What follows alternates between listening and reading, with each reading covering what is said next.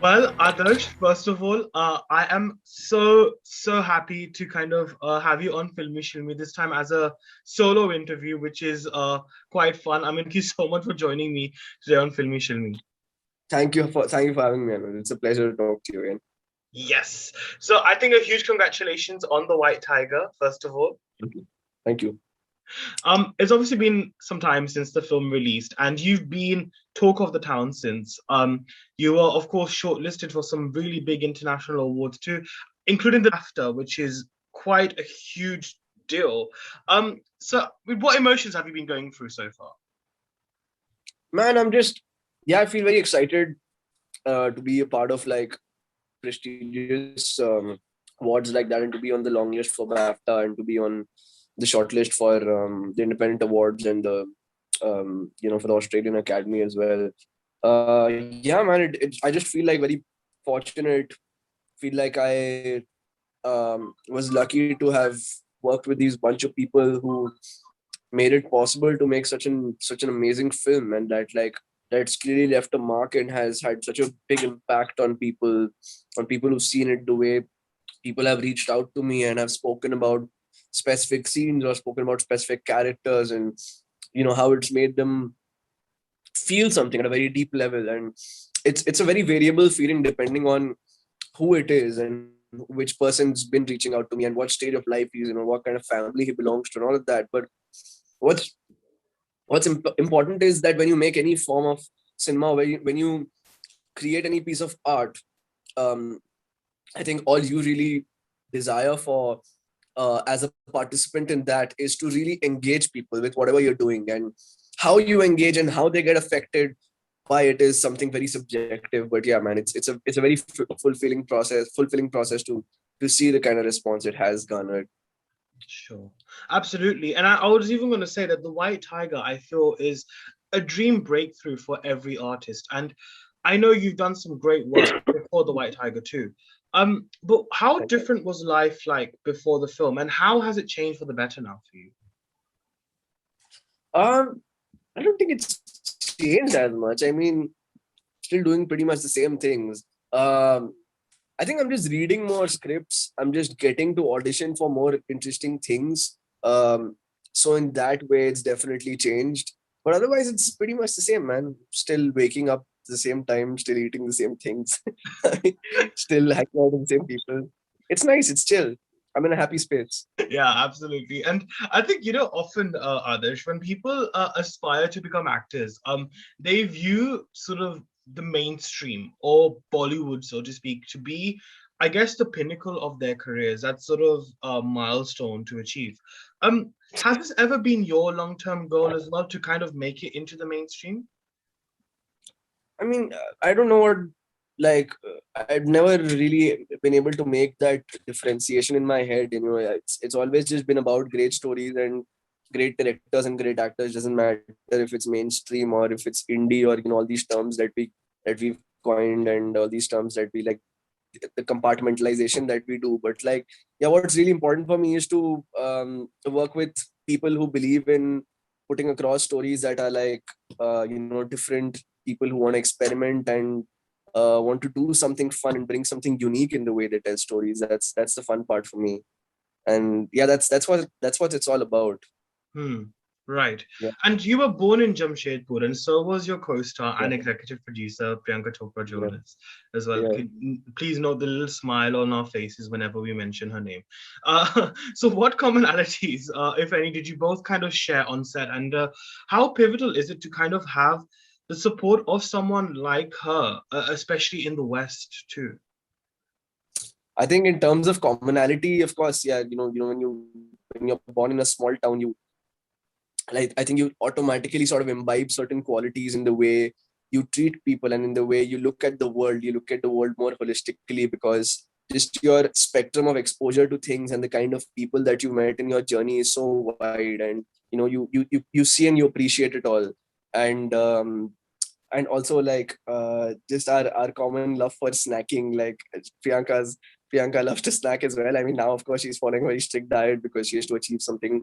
I'm guessing she's working on something specific, but otherwise she loves food, and I love to snack as well. So I love like my chanachur. So there's this thing called chanachur that you get. It's and the definition of chanachur changes by the state in India. But the OG chanachur of Jamshedpur is something that you have to try in order to know what it is.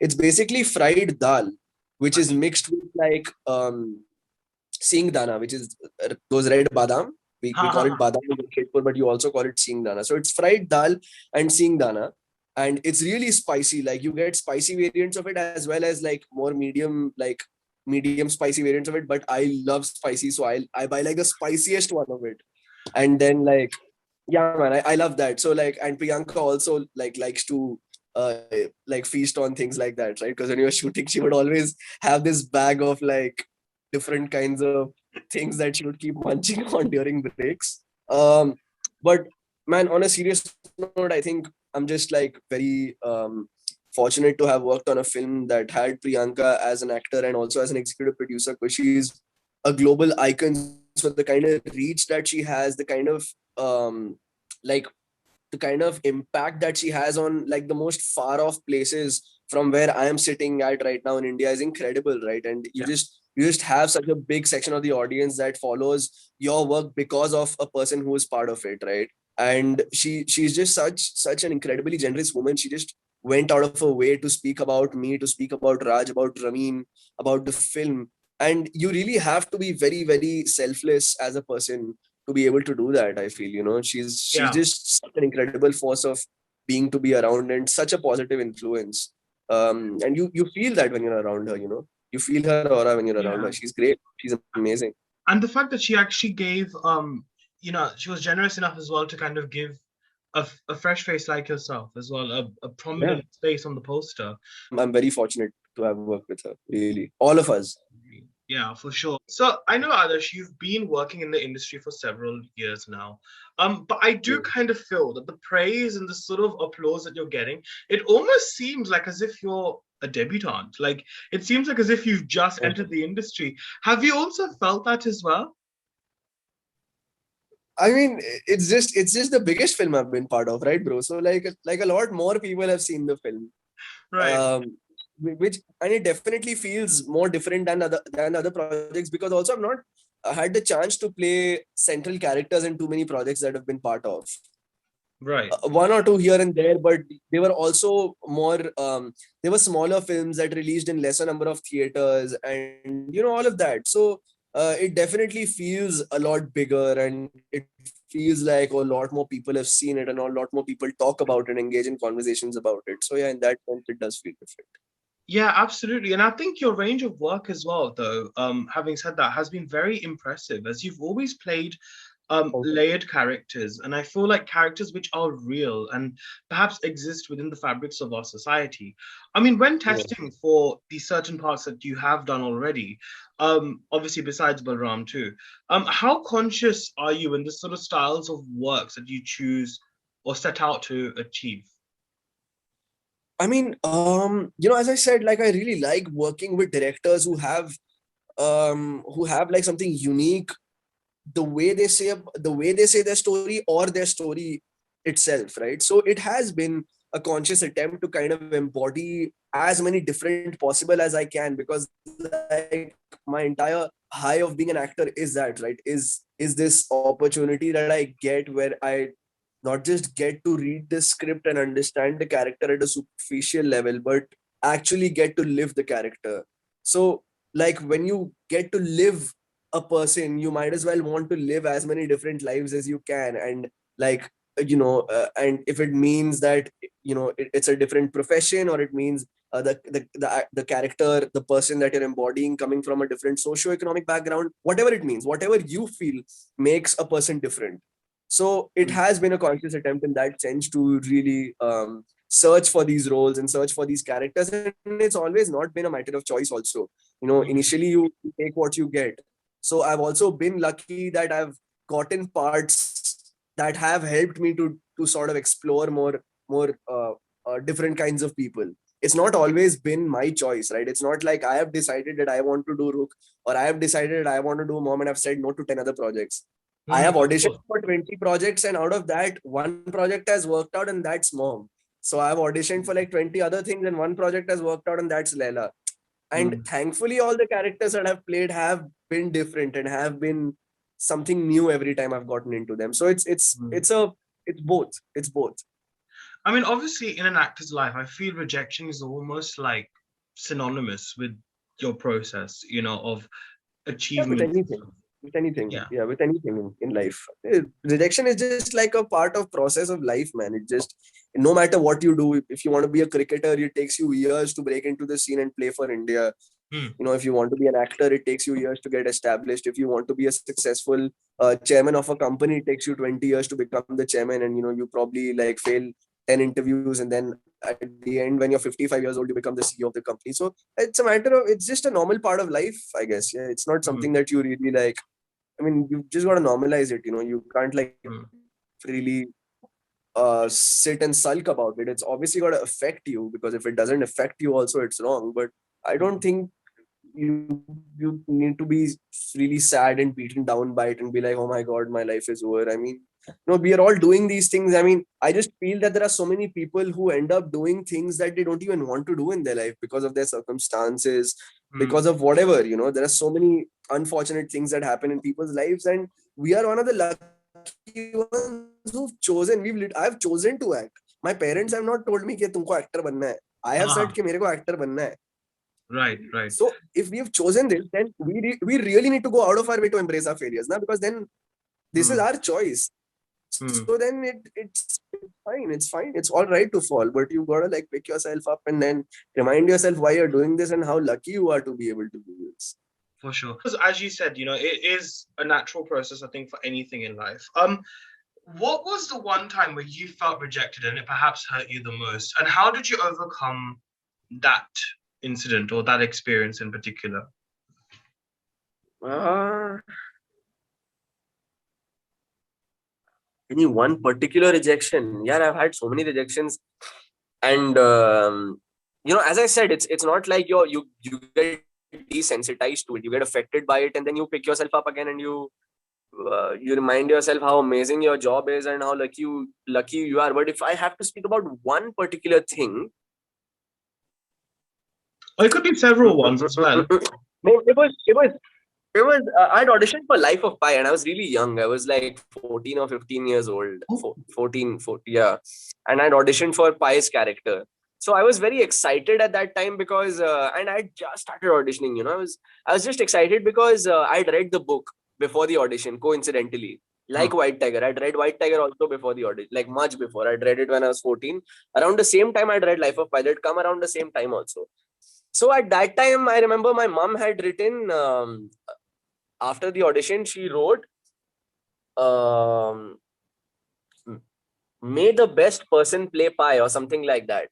You know, like a small note that she had written with a pencil at the beginning of the book. And I held on to that message, and like I used to keep opening that front page every day to like keep checking with the casting director if somebody's been locked, if somebody's been shortlisted. And then finally I found out that, you know, it's somebody's gotten locked, and then I was like, oh, okay, I didn't get it. So like maybe for some time I was upset. Like I mean, there's nothing other significant thing that I can really recall, but like so many things that I've not gotten, man. And it's also not fair to be talking about those things, because then, you know, people who've gotten it have put in such immense amount of hard work, and there's a reason why they get it and you don't, you know. It's because they are a better fit for that person that the director is looking for, and you aren't, and it's fine, it's all right.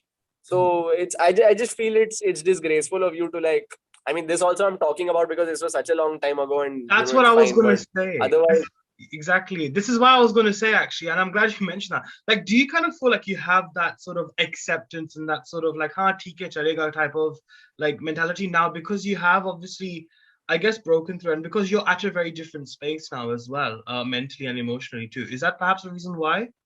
no, but even if Tiger hadn't happened, I would still talk about it like that only. I would still not. I mean, unless I'm with like a close group of friends inside a room, I would be like, you know, I auditioned for this a few years ago. But otherwise, I don't really talk about it, because what's the point? Yeah, I Why guess. would you? Why would you like steal somebody else's hard work and like, you know, take the attention away from somebody else who's worked for months and years for that character and has done a good job with it? Fair enough. Makes sense. No, it definitely Yeah. makes sense as well. But I think, Hindi cinema in particular, Adarsh, for many years has kind of bracketed actors into casting particular actors for specific parts because of their Yeah. looks and even sometimes their background as well. Right. Do you feel this approach is changing now? And how do you think more Definitely. opportunities can perhaps be provided to fresh talents who might not fit the stereotypical image of an actor, so to speak? Yeah, I definitely feel like the OTT space has opened up things for not just actors, but writers, directors, everybody alike, for everybody associated with cinema in any way. Because there are just more number of opportunities, there are just more number of things that are happening, newer kinds of things that people want to try out. People are being more they're not as risk averse as they were a few years ago, but because they know that the audience is also evolving, they know that the audiences are watching things that are being made in the West, and then they're like, like, we also want to watch good content that's being made domestically. So it's being attacked from all sides. But having said that, I also feel that it's the job of an artist to constantly add things to his repertoire of skills. You can't be like, oh, मैं बैठे रहूंगा और बाकी सब मेरे जैसे, मतलब it'll work according to how I want it to be. You constantly have to, as an artist, keep growing and keep evolving. And what I was yesterday cannot be what I am today. I have to add something new to whatever I'm doing. So if it means adding a new skill set, if it means learning how to play an instrument, if it means learning a new dance form, if it means going and learning pottery, anything that you want. But as an actor, you have to be equipped enough to play and do anything, so that when you get the chance, you you nail it. So that then you don't sit and feel like, Arey, yaar, I got the chance also and I couldn't do it because I didn't know how to dance, or I didn't know how to do a front flip, or whatever it is. So you've got to be ready to do everything. Like, actors really have to be very, very well rounded people. Absolutely. No, very well said, actually, and I agree with that. So Yeah. you began acting from the age of 13, and I actually watched a clip of My Name is Khan, and you were like, Mera Raja Beta hai na. That was you. And I was like, oh my God, that's Adarsh. Like you've kind of been working in the industry for quite some time now. And I think it's quite lovely Yeah. to kind of see that too. But at the time when you were acting, when you were kind of in school and perhaps passionate about the craft, I mean, how clear were you that this was the most suitable line of work for you? I wasn't clear at all. I was just doing it because it was fun, and I would go on the weekends with my mom, and I would go for auditions. And I was actually learning classical music, right? So I wanted to do. Yeah. I actually wanted to be part of a reality show so that I would get noticed and then hopefully get to sing for a film or something like that. Eventually get into playback singing. So I also tried for Saregama Little Champs Oh in wow. 2007. Yeah, Oh. yeah. I auditioned for it. I went till the Maharashtra zonals round, and then I didn't qualify for the further rounds. But at the same time, I also started doing playback for films here and there. Part of like chorus. Like if Sukhvinder Singh is singing a song, and then you have the chorus where like 10 kids are singing together, I would be one of the kids singing, like things like that. Huh, right. So I started doing all that as well. And then around the same time, while I was doing a stage show, somebody asked me if I was interested in acting. And I said, yeah, why not? Like, it was just one of those things. Oh, it's something new that I'm getting to do. So why not? So it was as simple as that, yeah. And I think Hmm. when it really changed for me was when I shot for Banana. It was this film that I shot for in 2013 Hmm. that John Abraham had produced, and Yeah. Sajid Ali had directed it. So during that shoot, I really had a lot of fun because I was playing another person completely. Till then, I mean, of course, My Name is Khan was also like, it's not like I'm like Rizwan Khan. It's a very different person that I was playing, but it was a very short-lived experience, just 3 days, and I was too young to understand the intricacies of acting or understand the understand what it is to be another person. It was more of, I was shown a video कि ऐसे करना है, तुम्हें sir ऐसे हिलाना है और ऐसे डायलॉग बोलना है, कि कोई असिस्टेंट ने मुझे आके बता दिया और मैंने वो कर दिया. It's Right. not like I prepared for it or anything. It's very simple. Like, as a kid, I'm guessing that's how you are directed if it's for a small role.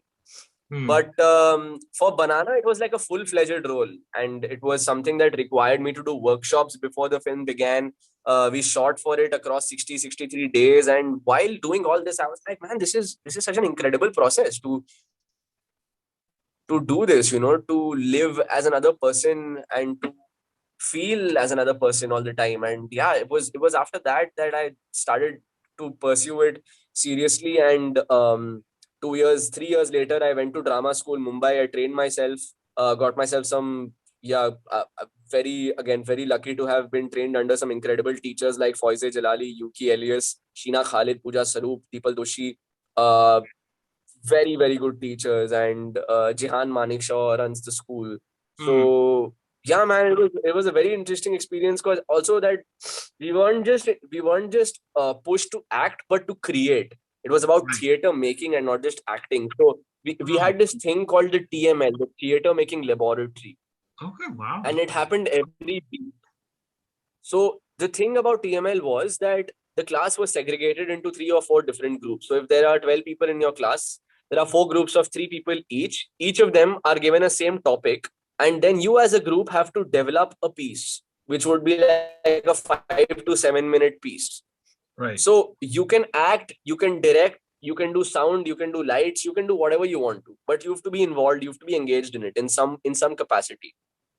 Acha. Right. So Okay. that also helped me to explore writing and direction and understand sound, understand lights, of course, understand acting, made me more aware as a performer of what my bag of tricks are, of what I naturally incline towards doing. There are some things as an actor that you always use because this works for you.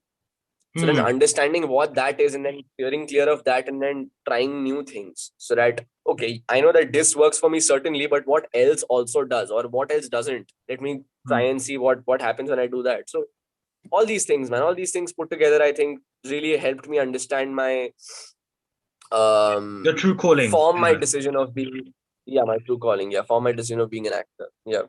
It's interesting. I find that very fascinating as well. And what also I really love about you, Adarsh, is the fact that you're trained in classical music, as you just said as well, in Hindustani classical music. And obviously, I believe you've also had vast experience on stage. In fact, I read up somewhere that you had stage fright. Is that true? Yeah, I still have stage fright. Oh wow, really? So have you Yeah, ever yeah, yeah. like it's interesting how you say that because you can like perform in front of a camera perhaps or in front of a crew, Yeah. but standing up on Because the stage, camera is one person. right, When right. you're performing on stage, you're talking to 100 people. The camera is just like one other person in the room. So it's a very intimate experience. The moment I have to address like a large gathering of people, I get very nervous. I can't maintain. So in drama school, also this one other thing that we had was we had to MC. Every person had to MC this TML thing that I'm talking about. Like every week, there was one person who had to do it. Bro, I did not do it even for 1 week, because the week I was supposed to do it, I broke my leg. Oh, And then, yeah, I mean, not intentionally, I unintentionally broke my leg. And then Jehan, who's the founder of the school, was like, it's fine, even if you come on a wheelchair, I just want you to MC the event. And because he hmm. knew about my stage fright, but I just found a way to escape it, and I never did. So Wow. it's something that I really dread. I dread talking to a lot of people together and really address them and like hold. I don't know. It's something happens to me.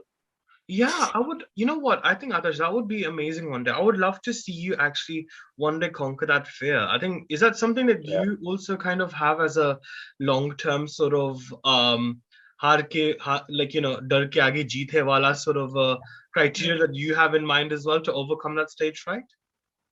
What's funny is that if I'm playing a character, I won't have that stage fright Yeah, that's so true. Oh my God, because yeah. that's not Adarsh. The moment I have to do it as Adarsh, I'll have that stage fright. So if Ashok Sharma as the businessman, after becoming that successful businessman, goes to Bangalore, if I as Ashok Sharma had to go up on stage tomorrow and speak to 1,000 people, I would do it very confidently and very normally because I know it's not Adarsh. Huh. Adarsh can't do it.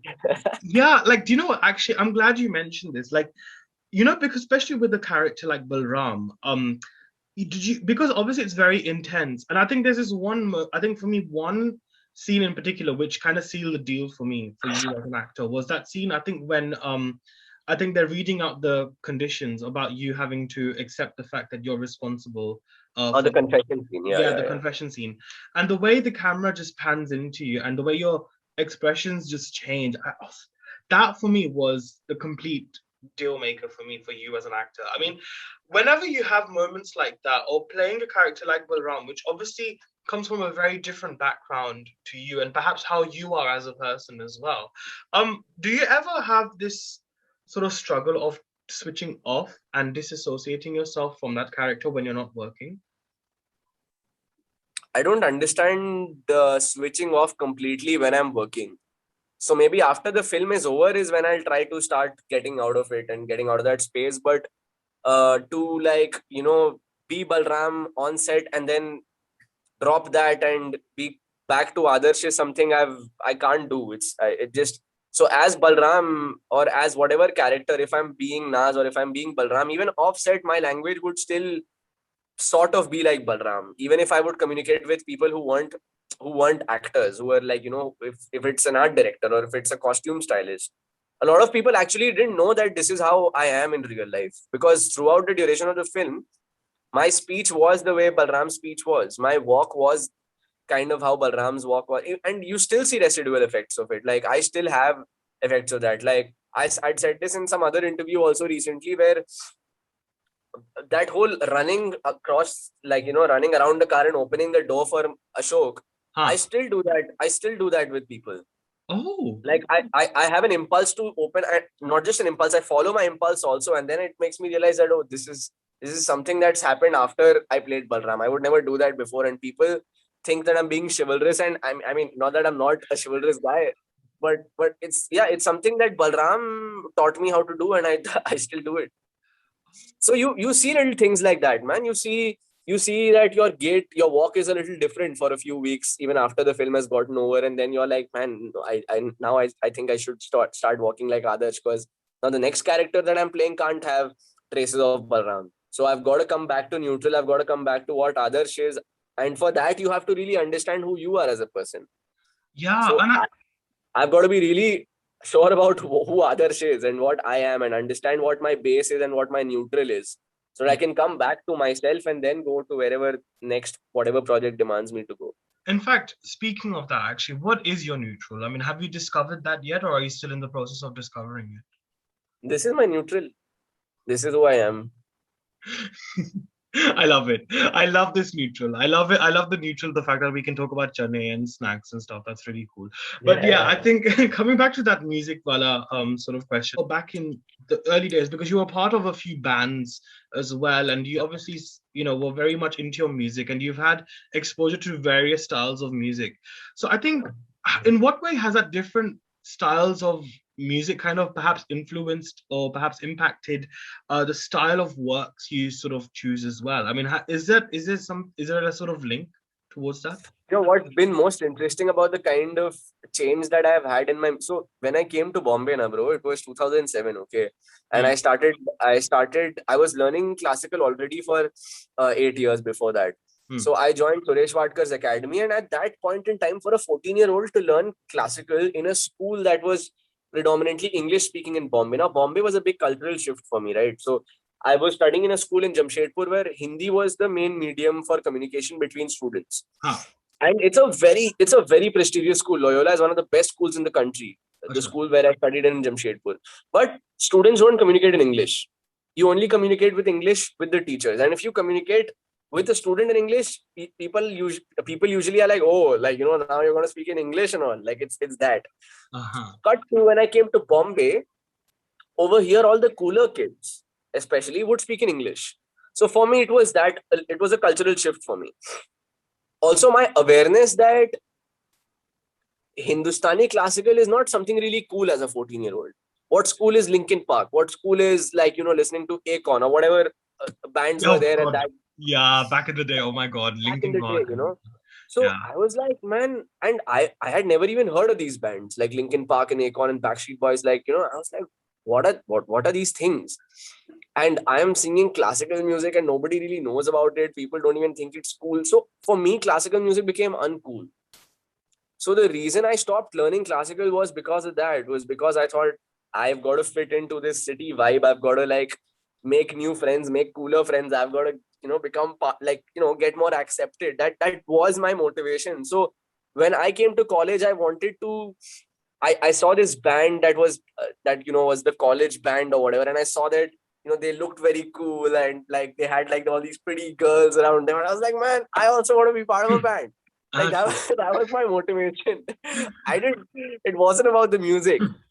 Coincidentally, around the same time, so I have an elder brother who's had like an immense influence on my life, on everything that I've done in my life. So coincidentally, around the same time, my brother had given me this hard disk, Gotcha. and that hard disk had literally 15 to 20 different genres of music, from like progressive metal to death metal, thrash metal, black metal, rock, punk rock, and everything. Like you name it, and it was there, right? And coincidentally, around the same time, I started listening to Pink Floyd.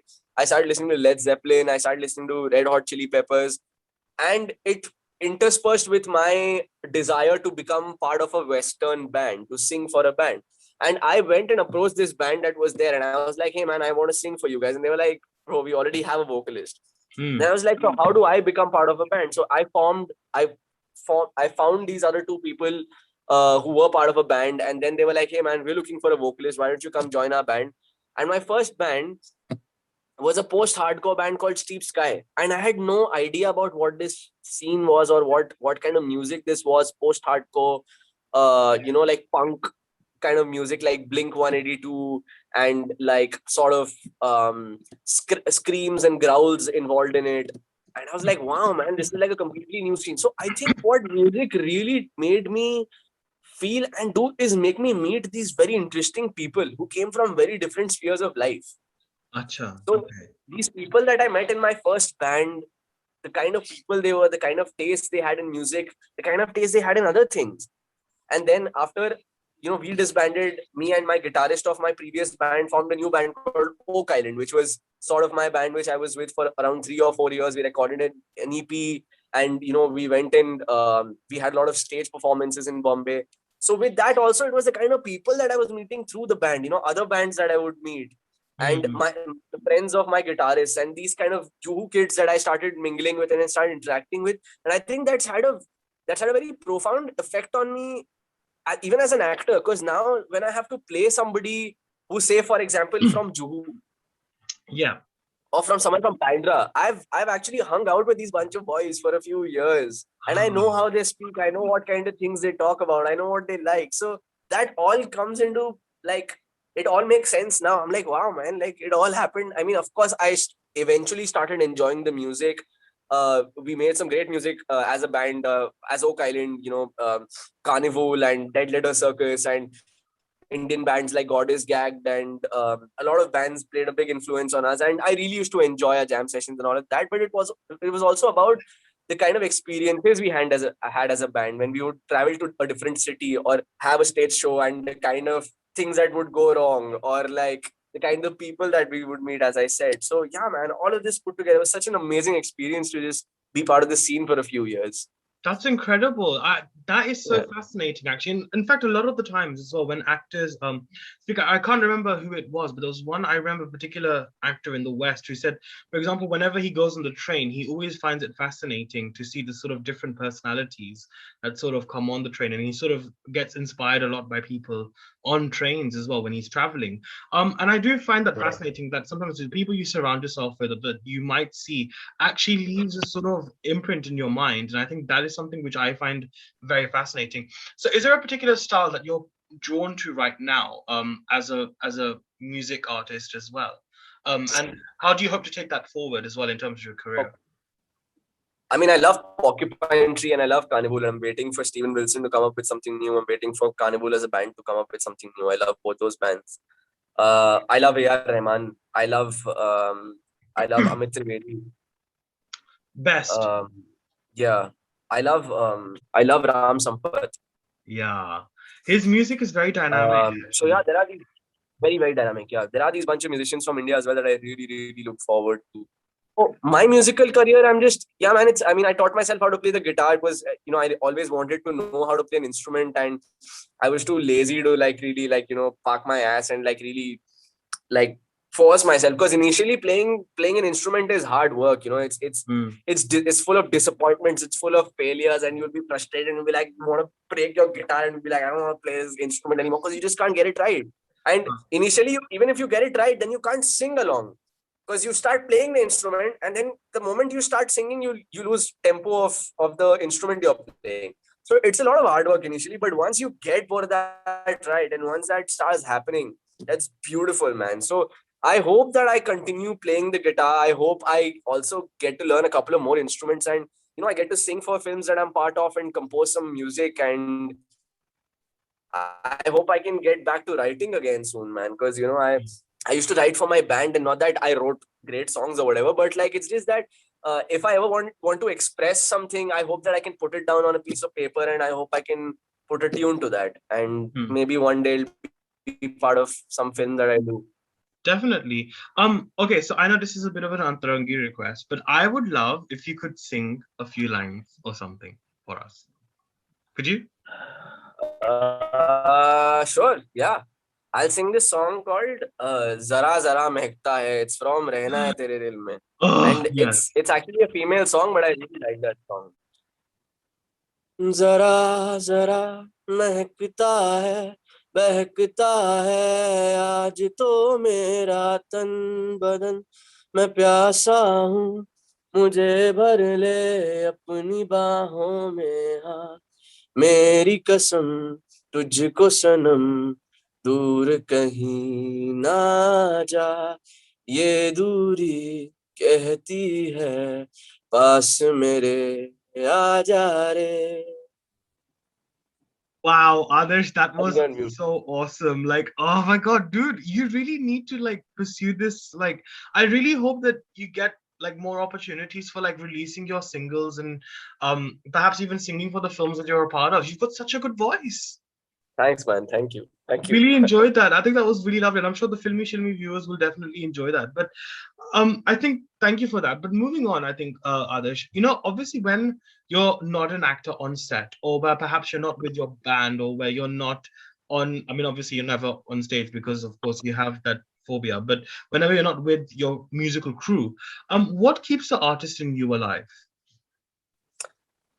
Just, I think reading, living life in general, traveling, learning some new skill that I want to, observing people that I meet, talking to them, hearing their stories. I love listening to stories. Yeah, talking to my grandfather, talking to my father about his early days in his village, talking to my grandfather about his early days in Jamshedpur. I think just stories in general, and just like keep doing new things all the time is what makes me the most excited. Yeah, because I feel like a lot of the times, I spoke with a few of the like veteran actors. Like I spoke with Darshan sir recently, Darshan Jariwala sir, and Right. we kind of spoke about like how lockdown impacted lives of artists, because it must have been so difficult because you guys were not able to go on set or do whatever you normally do. So how difficult was lockdown for you, and what kept you going at that time? Man, it was hard, because like as an actor, you love being on set and you love being part of the process. But like for somebody like me, I'm a creature of habit. Like I am able to form a new habit and stick to it for a very long period of time. So I just formed new habits. I caught up with things that I was too lazy to pursue for a long time. Like I taught myself how to play the guitar. I was working on my accent. I was just working on my voice conditioning, my body conditioning. I was working out regularly. I was going out for runs. The roads were empty. It was beautiful to run on the roads during the lockdown. Reading a lot of books, watching a lot of films. And a day's 24 hours, man. By the time you do all this, it's over. The day is over. Then you go to sleep for 8 hours and you wake up and you do the same thing again. Yeah, it felt very weird. Life really did go by quite quickly actually during lockdown. That's one thing that I also found very bizarre. Like, it just doesn't feel real, It feels this sense of alternate reality. I don't know if you felt the same as well. Yeah, maybe. I was actually very disconnected from everything. I would really stay away from my phone unless it was about recording an audition or something like that. Right. Otherwise, I barely used to check my phone. Once in a while I would check the news to see what's happening and what's going on, but I used to live in my own bubble in that sense. Right. No, I can understand as well. But on a final note, post the White Tiger, I mean, what styles of works would you be fascinated most in exploring next? And is there anything that we can look forward to from you as well in terms of future projects? I don't know if there's any particular style of work, but anything that I haven't done in the past, anything that's new and anything that's exciting, anything that's adventurous, anything that's experimental. Um, I worked on a short film with Varun Grover in the first week of February. And like I have immense respect for Varun Bhai, and I think he's immensely talented. He's very gifted. He's a very hardworking person, and he's definitely going to be one of the big directors in the future from India. Hmm. This was only his first short film that he directed and wrote. Wow. So that, and I'm part of, yeah, and I'm part of a project that's starting from November, but unfortunately I can't talk about it because they haven't announced it yet. So they'll probably make like an official announcement end of this month, Oh. and I'll definitely share it on my Instagram and my Facebook page once that happens. But I'm not allowed to talk about it. It's a bummer because you know how these things are, right? Like you sign Oh like God. a Yeah. yeah. ND. I feel like the enemies that we journalists actually face are the NDAs. Those are the biggest dushmans that we have. It's like we can never ask about it, and bless the artists, they can never talk about it. I'm just like, for God's Yeah, sake. man. Yeah. But I'm But very it's excited about that. I'm doing like a full physical transformation for it. I'm exploring a very, very new side of myself. So I'm very excited about that. okay. One question I want to ask: is it for an OTT platform or is it just a standalone film? No, it's a standalone film. I Oh. mean, right now that's the plan, but you never know what the future holds. Of course, yeah, no. Oh wow. Well, this is Yeah. really exciting. I'm so looking forward to that, Adarsh. And I think I, just sort of seeing your journey, I think has been incredible. I mean, not that you need any international awards to justify you or validate you anyway as an artist, because I think you've been great anyway. And in fact, I remember watching The White Tiger and I was completely in awe of you. Even Rook as well, I saw recently, and I loved your performance in that too. And thank I you. think it's wonderful to see such a great trailblazer like you. And I'm hoping that the future will also bring some more great projects for you, and we'll get to see more great work from you too. Thank you, bro. Thank you. I hope to. Thank you so much for having me. No, it was my pleasure, Adarsh, and hopefully this will be the first of many other ones too. And wishing you Yes. all the very best for future Thank you, projects brother. and the current ones. Thank you. Thank you. Bye So, bye. thanks, Adarsh.